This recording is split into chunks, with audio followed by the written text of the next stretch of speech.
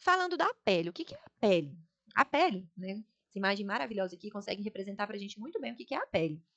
Eu tenho que lembrar que ela é composta de mais de um tipo de tecido, porque a epiderme é bem diferente da derme. Uma vai ter muita matriz intracelular, a outra não, a gente vai falar disso no decorrer da nossa aula. Vários tecidos. Esses tecidos, eles vão ter a presença de água, proteínas, minerais, lipídios. É o maior órgão mole do nosso corpo. Ela tem aí cerca de 15% do seu peso corporal. O que significa isso? Uma pessoa que tem, por exemplo, 60 quilos, 10% seria 6 quilos. Então, significa que 9 quilos do corpo de uma pessoa de 60 quilos correspondem mais ou menos à pele que está envolvendo todo o seu corpo. Falando a nível de espaço, ela ocupa aí, poderia ocupar entre 1,5 a 2 metros quadrados, né? Nas várias voltas que ela dá no nosso corpo aí se formando. Mas ela é muito fininha. Imagina uma régua. Então, cada tracinho de uma régua é 1 milímetro. Na espessura, ela vai apresentar apenas 2 risquinhos daquele pequenininho, 2 a 3 milímetros de espessura. É importante que ela tem umas células que são especializadas lá na camada basal, que são os melanócitos. Esses melanócitos vão produzir um pigmento que é chamado de melanina. A melanina confere cor à nossa pele. Quanto mais cor a pessoa tiver, mais escura será a sua pele. Só que isso tem uma função extremamente importante, que é a proteção contra os raios ultravioletas do sol e que evita, por exemplo, a gente desenvolver doenças como, por exemplo, o câncer de pele. E lembrando que ela possui apenas 2 camadas. Eu não posso considerar o tecido subcutâneo como sendo também uma camada da pele. Vamos falar agora, então, a respeito das camadas da pele. As camadas da pele são várias, né? Mas basicamente a gente considera 2. A mais superficial, que a gente entra em contato, passa creme, óleo, né? Tenta deixar ela mais bonita, mais viçosa, faz muito tratamento aí para ficar esteticamente bonita. E a derme, que é onde a gente vai trabalhar com a estética regenerativa, onde a gente quer fazer mudança de posicionamento das células e estruturas que estão ali. Mas ela tem estruturas aqui relacionadas, que é o tecido subcutâneo, que antigamente a gente usava muito o termo hipoderme. Logo abaixo dele tem os músculos, que não está sendo mostrado aqui nessa imagem. E além disso, na superfície é possível a gente observar também a presença de pelos ou cabelos. Falando a respeito da epiderme, a epiderme é muito fina, daqueles 2 a 3 milímetros de espessura, ela vai corresponder, essa camada mais externa, a apenas 1/5 da espessura total da pele. E ela vai formar umas células que a gente chama de queratinócitos. Os queratinócitos compõem o epitélio queratinizado, escamoso, estratificado, com uma membrana basal subjacente. A gente vai observar que a gente estratifica a epiderme. E nessa estratificação, porque as células vão sendo ali produzidas por mitose, mas depois elas passam a agregar componentes, se juntar. E na camada mais externa que se escama, por isso que a gente fala que é escamoso, eu já tenho ali os corneócitos, que são as células já que estão para ser liberadas ali da nossa pele. Além disso, a gente tem a presença dos melanócitos por causa da melanina e também das células de Langerhans, que vão atuar na defesa ali da pele no local. É um tecido avascularizado, não tem vaso sanguíneo. Ela é nutrida por difusão da epiderme. Então, todo nutriente chega por veias, né? Aliás, por artérias, e resíduos são eliminados por veias. E aí, por difusão simples, a gente consegue, por exemplo, facilitada, repassar os nutrientes para que a epiderme se mantenha viva. Ou seja, as duas trabalham ali em conjunto, uma favorecendo a sobrevida da outra. E ela vai formar um folículo em torno do cabelo. Se a gente observar a parte rosa aqui dessa imagem da epiderme, ela vai envolver todo o cabelo ou pelo, formando esse folículo piloso. E possui os 5 estratos ou camadas que a gente vai ver aqui no slide mais à frente. Reforçando então, nessa imagem a gente consegue observar bem as principais células que compõem a epiderme, essa camada mais externa da pele fininha. Aí a gente começa aqui, ó, da parte de dentro para a parte de fora, tá bom? O que a gente observa? Os queratinócitos são células que vão estar presentes aqui em toda a camada. E eles são responsáveis por produzir resistência. Lá na camada basal, mais profunda, a gente tem a presença de uma célula que ela parece que está formando os galhos de uma árvore sem folhas. Se a gente observar ó, o tronco e os galhos da árvore sem as folhas. Esse é o melanócito. E essas bolinhas marrons pequenininhas que estão sendo representadas aqui na imagem são as melaninas. Ou seja, a melanina é um pigmento. Ele é produzido lá no melanócito, mas ela vai deixar o melanócito e entrar dentro das células aqui, ó, dos queratinócitos, para poder proteger esse queratinócito dos raios ultravioletas. Aqui em meio a elas, a gente tem uma outra célula também cheia de dendritos, que a gente chama de células de Langerhans. Essa célula de Langerhans, essa azulzinha com a bolinha aqui, o núcleo verde, Essa célula vai ser importante na questão da imunologia, defesa local, chamar outras células para cá para ajudar a defender, resposta imune inata, adaptativa, processo de inflamação. Então, é extremamente importante. E a gente tem também aqui, ó, na basal, na camada mais profunda dessa epiderme, uma outra célula, que é a célula de Merkel. É uma célula neurosensorial que está próxima às terminações nervosas da pele e vai ajudar a gente aí a ter a sensibilidade. Como que acontece o processo de renovação celular? É muito importante entender como é que funciona esse processo de renovação celular, porque simplesmente ele vai influenciar o tipo de procedimento estético, por exemplo, que a gente pode fazer na pele. Então, lá na camada mais profunda, que é a camada basal, que está sendo representada aqui, ó, por essas células todas aqui colocadas parecendo uma mureta, e tem um melanose aqui no meio, elas vão sofrer intensa reprodução celular, né? Renovação celular. Replicação celular, na verdade seria o termo mais correto. E esse processo de replicação celular é a mitose, sempre em sentido de expressar novos genes da queratina, que está muito presente aqui na pele. Então, as células novas que estão sendo produzidas na basal, elas vão passando para as camadas mais de fora, até chegar na camada mais externa. Nesse processo aí, elas vão adquirindo melanina, vão adquirindo mais queratina, certo? E por volta ali, ó, de 20 a 30 dias após elas serem produzidas, elas alcançam essa camada mais externa e vão passar por um processo de descamação pelo processo de queratinização que elas passaram. Então, aqui a gente já consegue adiantar. As camadas da epiderme, de dentro para fora, constituem a camada basal, a camada espinhosa, que é a mais grossa, vai ter muita função, inclusive, a camada granulosa, a camada lúcida, que não está sendo mostrada aqui nesse momento, e a camada córnea. Agora aqui, já mostrando ó, o extrato lúcido, ou extrato, né? Então, a gente observa numa imagem aqui mais bonitinha, ó. Só um pedacinho da epiderme vai possuir o extrato basal, o extrato espinhoso, o extrato granuloso, o extrato lúcido e, por fim, o extrato que vai se descamar, que é o extrato córneo, a camada mais externa do nosso corpo. Então, valendo 1 minuto aí, quais seriam os 5 extratos da epiderme? Dá um pause aí no vídeo e já responde avaliando essa imagem, por favor. Então, a gente observa que mais externamente a gente tem o extrato córneo e o lúcido. Lembrando que o lúcido, ele está aqui em uma subcamada, mas ele vai estar presente apenas na planta dos pés e palma das mãos. Depois a gente vai ter ali o extrato granuloso, o extrato espinhoso e a camada basal, o extrato basal. É importante conhecer cada um deles, porque de acordo com o tipo de procedimento que a gente escolher fazer a intervenção, isso vai dar diferença no procedimento, na escolha do procedimento, em como que eu devo proceder, certo? O extrato basal é também chamado, a gente vai falar sobre cada um deles aqui agora, de dentro para fora, tá? O extrato basal, esse mais interno aqui, que está sendo identificado pelas linhas pontilhadas, ele é também chamado de camada germinativa. É constituída por células prismáticas ou cuboides repousando sobre a membrana basal que separa a epiderme e derme. Então, ele forma, igual a gente falou, uma mureta, né? Ele vai seguindo assim, todo bonitinho, bem arranjado. Ele é rico em células-tronco, que a gente chama de stem cells, da epiderme, e apresenta uma atividade mitótica muito grande. Né? Entre 28 a 30 dias a gente tem renovação celular. O segundo é o extrato espinhoso. O extrato espinhoso é composto, vamos olhar por ele aqui, ó. Aqui, na verdade, a gente tem, ó, aquele aqui sendo mostrado, né? Acima aqui, né, da derme. Então, a gente tem, na verdade, a epiderme, né? Por células cuboides ligeiramente achatadas, de núcleo central, citoplasma com curtas expansões, que contém feixes de filamentos de queratina, porque é quando a gente começa a produzir a queratina, que é extremamente importante aí, e ela vai sendo impregnada no decorrer da diferenciação desses extratos. O extrato granuloso. No granuloso, olha a imagem que a gente demonstrando, ó, a gente tem a camada granulosa. Ele vai conter grânulos de proteínas chamada queratohialina, vai se acumular conforme ocorre diferenciação, sempre no sentido de dentro para fora. A produção da queratina e de lipídios intercelulares, por exemplo, a ceramida, acontece nesta camada. Na medida em que as células se tornam queratinizadas, se movem para a superfície e substituem as células soltas no extrato córneo. E é assim que a gente tem a renovação da barreira cutânea da nossa pele. O extrato lúcido é o que a gente falou, nessa imagem que a gente vê ele bacana. Ele é um extrato que é transparente, está sob o extrato córneo, que é o mais externo. Vai acontecer exclusivamente nos pés e nas mãos. E aqui a gente tem células que são anucleadas, ou seja, sem núcleos. E essas células já estão passando por um processo de morte, ou seja, está se transformando em queratina. Porque ali na camada córnea a gente vai ter basicamente a queratina envolvida por lipídios, aí, por exemplo, a ceramida, que vai manter essa barreira cutânea, ok?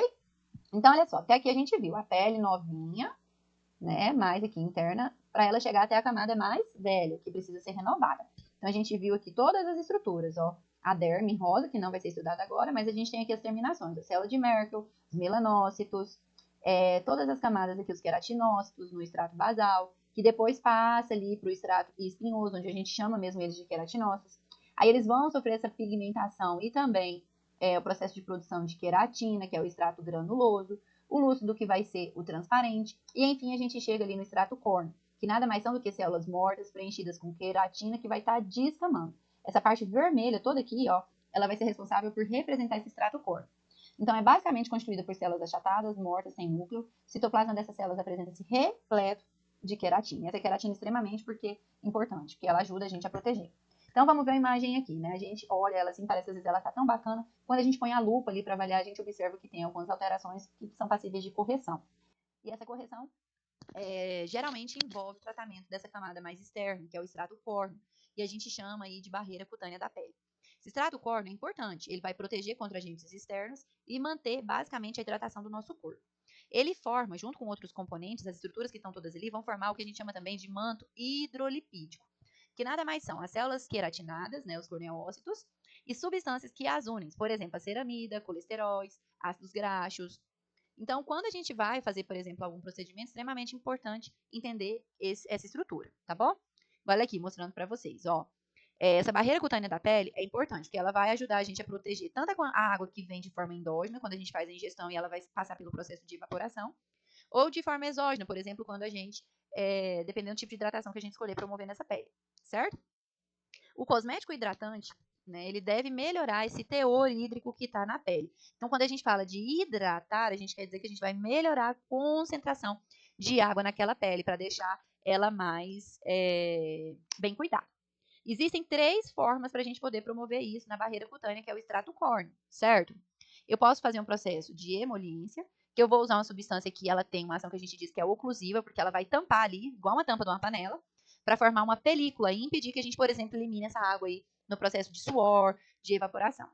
Um segundo modo de fazer essa hidratação é promover o processo de umectação. Então, a gente vai usar um hidratante ali que ele é bem carregado de hidratante. E ele vai deixar um toque bem molhado. Esse toque bem molhado na pele vai ajudar a diminuir a evaporação de água também. Ou eu posso ir simplesmente a nível da célula, lá dentro dela no citoplasma, que é a higroscopia ativa, onde eu vou usar o processo de osmolaridade que vai acontecer lá dentro da célula para poder melhorar esse nível de água que ela tem ali, nível de hidratação. Aqui mostrando para vocês, né, um quadro bem legal, já prepara o print aí, já tira um print, falando a respeito do tipo de emoliência, qual que é a ação dele e quais são ativos que eu posso usar para promover essa ação. Na emoliência, eu vou evitar ou atenuar o ressecamento da pele. Então, pele muito seca, é interessante a gente fazer o processo de emoliência.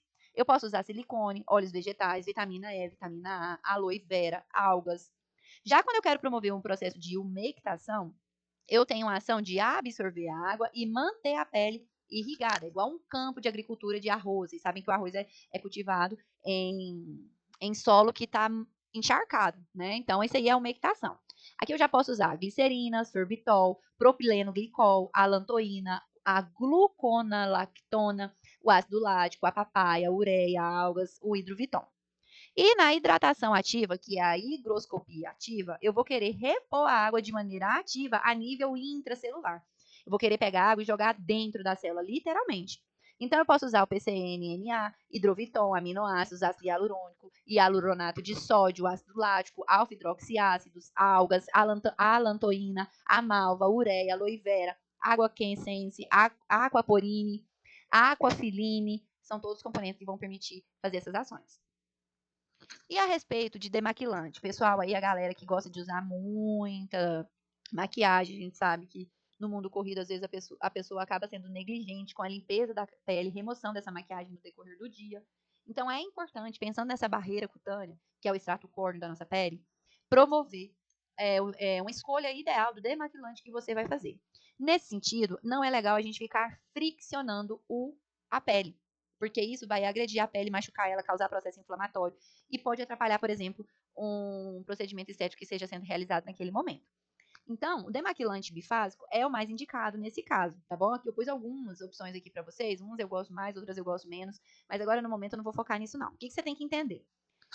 Esse demaquilante bifásico, ele vai ser eficaz na remoção de cosméticos que são resistentes, ou seja, à prova de água, mas sem agredir a pele, porque você não vai precisar ficar esfregando, friccionando a pele para poder remover a maquiagem. Como ele é bifásico, ele tem duas partes. Eu tenho que lembrar sempre de agitar ele para misturar essas duas partes. Senão eu uso só a parte oleosa, que é a parte que acaba vindo por cima. No fim vai sobrar só a água ali embaixo e ele não vai ter a ação que ele deveria, né? Então a parte oleosa dele vai ajudar e favorecer a gente remover essas maquiagens que são mais resistentes, ou seja, a prova de água. Enquanto a parte aquosa vai permitir uma remoção de resíduos que você entrou em contato ali no decorrer do dia e que estão ali acumulados na sua pele. Isso é muito importante. E o alvo desse demaquilante, basicamente, é o extrato córneo, né? Sendo importante aí, né, lembrar que o extrato córneo é responsável por quê? Impedir a entrada de substâncias, controlar a perda de água, manter o pH levemente ácido. Quando você usa um demaquilante bifásico, você favorece a manutenção de uma barreira cutânea, de um extrato córneo, com uma qualidade melhor, com a saúde melhor. E em relação aos protetores solares, que a gente usa também, deve usar diariamente, pelo menos aí 3 vezes do dia. Então, o protetor solar é o componente que você vai comprar. E o filtro é a substância que a gente usa ali para poder fabricar, para poder produzir aquele protetor solar. Tem 2 tipos de raio ultravioletas principais que são importantes aqui. O raio ultravioleta tipo A, UVA, e o tipo B, UVB. Observa, cada um deles, conforme mostra aqui na imagem, eles vão agredir uma camada diferente da sua pele. O UVB normalmente vai atingir a epiderme, afetando a produção. Na verdade, aqui, né, ele é responsável por produzir a vitamina D, né? Essa exposição ao sol não é de tudo ruim. Ela é necessária para que a gente consiga fazer a produção de vitamina D. Mas a exposição inadequada vai ser responsável por gerar reações. Olha a imagem dessa moça aqui, por exemplo, que está ficando camarão, né, que a gente fala, mas que ela tá vermelhinha, porque ela está queimando a pele. Então, aqui a gente tem a ação dos raios ultravioletas B, que vão atingir a camada da epiderme. Agora, o tipo A, ele vai de forma mais profunda. E aí ele chega na segunda camada da pele, que a gente vai falar na nossa segunda aula, que é a derme. Sendo importante que até em dias nublados ele consegue chegar à derme. Ou seja, é importante a gente usar protetor solar todos os dias, certo? Você pode usar a regra dos 3 dedos, né? Colocar o filtro solar ali nos dedos indicador, médio e anular e passar em todo o rosto, né? Fazendo aqueles toquezinhos antes de espalhar pelo rosto. Lembrando sempre também de cuidar da sua orelha externa, né, a orelha, e também do pescoço, além de mãos, que são regiões que ficam mais em contato com o sol. Quando eu não uso protetor solar, eu favoreço não apenas o envelhecimento precoce, porque essas células elas vão começar a agir de uma forma ruim, que vai acabar repercutindo, por exemplo, no desenvolvimento de rugas, né, e outras alterações que a gente vai observar mais para frente. Mas também eu posso ter o desenvolvimento de doenças, inclusive o câncer de pele, que é a mais grave aí, a mais complicada de se promover uma ação. Aqui eu trouxe para vocês um artigo científico que é muito famoso, né? Da importância da gente ter esse cuidado, essa atenção com a nossa pele. Nós não estamos falando da toxina botulínica, que é o Botox, mas há um artigo que é bem interessante, que ele vai mostrando aqui, ó, 2 irmãs gêmeas que foram sendo acompanhadas ao longo de 13 anos. E uma delas, né, aqui do lado B, à direita de quem está assistindo o vídeo, ela fez todos os cuidados estéticos, inclusive fez o tratamento usando a toxina botulínica, né, o Botox. Então você observa que as linhas de expressão, rugas, são muito mais finas, menos perceptíveis em relação à sua irmã que não promoveu, sua irmã gêmea, que não promoveu esse cuidado ao longo desse período. Então, o uso de filtro solar, do protetor solar, parece ser simples, mas ele é importantíssimo também. E ele também contribui, por exemplo, com essa diferença aqui que a gente observou para essas irmãs gêmeas. Né? Falando a respeito dos melanócitos, aquela célula que vai ser responsável por produzir a melanina, então a gente observa, ó, lá na camada mais basal vai ter muito melanócito sendo produzido pelas células do melanócito.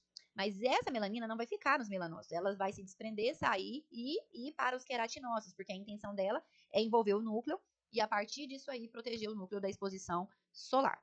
Então aqui mostrando para vocês a diferença de quantidade que a gente tem de melanina na pele branca, na pele asiática e na pele preta. Então esses pontos escuros aqui na coloração de corte histológico que foi realizado, está demonstrando que a pele branca não vai ter quase nada de melanina, enquanto a pele asiática vai ter ali cerca de 2 vezes mais, e a pele preta vai ter muito mais melanina. Isso aí é o que vai ajudar a conferir a cor, mas também vai promover a proteção da pele, né? Aqui a gente tem um esquema muito interessante. A cor da pele vai ser dada só pela a cor marrom da melanina, que acontece no ciclo da melanogênese, que a gente vai falar aqui. Não. Tem outros 3 componentes que são extremamente importantes. A sua pele possui, em maior ou menor quantidade, a presença de carotenoides, que são substâncias exógenas da dieta que vão conferir um pigmento amarelado, né? Então, não é errado falar que a pessoa tem a pele amarela? Não, ela vai ter uma quantidade maior de carotenoides aqui. E aqueles que ficam vermelhinhos de forma muito fácil, porque eles vão ter bastante quantidade da oxihemoglobina, que vai conferir esse aspecto mais avermelhado. Quem tem as peles, por exemplo, a gente fala pele oliva, aquele meio esverdeado, azulado, vai ser por causa da maior quantidade de desoxihemoglobina, ou seja, o azul, né? O pigmento azulado. E a melanina vem aí entre o marrom e o preto para poder também contribuir com a cor da pele da pessoa. Então aqui a gente tem a pele estratificada, mostrando exatamente aonde fica o melanócito. Esses melanócitos, eles são dendríticos, né? Os galhos das árvores são os dendritos dele, e eles possuem cerca de 1% só da epiderme. Aí você me fala assim, uai, pessoa que é preta, ela vai ter uma quantidade muito maior de melanócitos? Na verdade, ela vai ter esses melanócitos mais ativados. Ou seja, enquanto uma pessoa branca tem também 1% de melanócitos na sua epiderme, mas ela não consegue produzir as melaninas, a pessoa que é preta vai ter o melanócito muito ativado no seu corpo. E isso aí vai gerar uma produção grande de melanina. E aí a melanina constitui um dos fatores para poder conferir a cor da pele. Então, esse melanócito, ele vai gerar a melanina lá dentro dos melanossomos, que são organelas ovoides. E aí, dentro desses melanossomos, a gente vai ter a presença da melanina, que é o pigmento.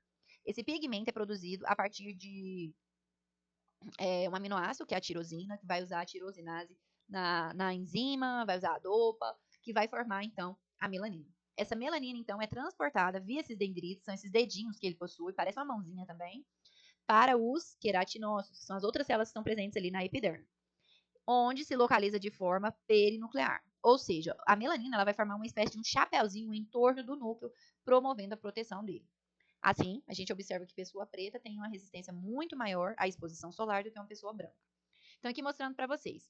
O aminoácido tirosina vai sofrer a ação de uma enzima que chama tirosinase para constituir a dopa. A dopa vai sofrer novamente uma exposição à tirosinase, que vai formar a dopaquinona, que passa depois para a forma de dopacisteína para formar um pigmento que é a feomelanina. Grave esse nome porque ele vai ter importância quando a gente for diferenciar loiro, ruivo, moreno, tá bom? Mas, né, em um segundo tipo de caminho, a dopaquinona pode, na verdade, virar o dopacromo, que pode se diferenciar em 2 componentes aqui, o DHI e o DHIK. Todos esses dois vão combinar na produção de um outro pigmento que é a eumelanina. A melanina nada mais é do que a substância de uma mistura de feomelanina com eumelanina. De acordo com a cor da pessoa, vai ter mais de um, mais do outro, tá bom? Então, ó, quem tiver a feomelanina, por causa da porção feon, ela vai ter um aspecto avermelhado. Se ela tiver mais elanina, né, ela vai ter um aspecto mais amarelado. E na eumelanina, preto e marrom. Então, quem for ruivo ou loiro vai ter uma quantidade maior de feomelanina. Quem tiver a pele mais escura vai ter uma quantidade muito maior de eumelanina. E a eumelanina é a responsável pela produção ao câncer de pele, né? Para diferenciar um do outro, o que acontece? A feomelanina é um composto sulfuroso de tom vermelho amarelado, claro, álcali, solúvel. Enquanto a eumelanina é um composto preto, marrom, escuro e insolúvel. A epiderme, né, então aqui mostrando para vocês, a estrutura química de cada uma desses componentes, da feomelanina e da eumelanina, é diferente. Eles até podem parecer, mas a organização vai ser diferente e a forma como que elas vão se comportar também. Certo? Aqui apenas mostrando para vocês a curiosidade de diferente de quantidade, né, da melanina que cada pele vai ter. Então a gente observa que a pele asiática tem 2 vezes mais que a branca, a pele preta pode ter entre 3 a 6 vezes mais. E isso é importante porque ela vai ser muito mais protegida contra os raios ultravioletas B e A, olha, 7,4 a 17,5%, enquanto a pele branca tem uma penetração muito maior desses raios, 24% para UVB e 55% para UVA. Ou seja, a pele branca vai ter 70 vezes mais chance de desenvolver câncer de pele. E por causa das alterações climáticas, todas as questões ambientais que a gente tem observado aí nas mídias, tem se observado um aumento de cerca de 5 a 8% anualmente do câncer de pele, especialmente em pessoas brancas. Ah, tá. Então, como que a gente vai considerar a cor da pessoa, né? Você não tem que considerar só um tipo de cor. O quê? Olha o cavalinho aqui para poder... Meu Deus, não sabia que era tão complicado isso. Então, a cor da pele é uma análise bastante complexa. Você tem que considerar 2 fatores aqui que são muito importantes. Uma pigmentação constitutiva, que ela é herdada geneticamente, sem interferência da radiação solar, portanto, constante. Sabe aquelas partes do seu corpo que você tem muita proteção aí de roupa, né? Quase não tem exposição ao sol, e ela é diferente do resto do seu corpo em algumas pessoas, né? Porque quem não queima normalmente não vai ter isso, não. Mas isso aí consegue dar uma ajuda para quem, por exemplo, bronzeia, né? Para a gente saber onde que fica essa pigmentação constitutiva. Mas tem uma cor, que é a cor que a gente chama também de facultativa. Ela pode ser reversível, pode ser induzida, porque ela resulta da exposição solar. Ou seja, se eu não faço exposição solar, eu vou ficar mais clara. Se eu tiver uma exposição solar muito grande e eu for de um fototipo que bronzeia, então aquilo ali vai influenciar a minha cor no decorrer dos anos. Por isso que algumas pessoas, você fala assim, nossa, meu corpo é todo pintado. Eu tenho os braços mais escuros, as pernas mais claras, a barriga de outra cor. E é justamente por isso que a gente possui uma pigmentação que é constitutiva do nosso corpo, mas de acordo com a exposição solar, a gente passa a constituir também a cor facultativa. Ah, tá. Existe uma escala, a escala de Fitzpatrick. Ela divide os tipos de peles em 6 tipos, de acordo principalmente com características, né? Cor do olho, cor do cabelo. Se a pessoa queima quando ela se expõe ao sol, ou se na verdade ela se bronzeia.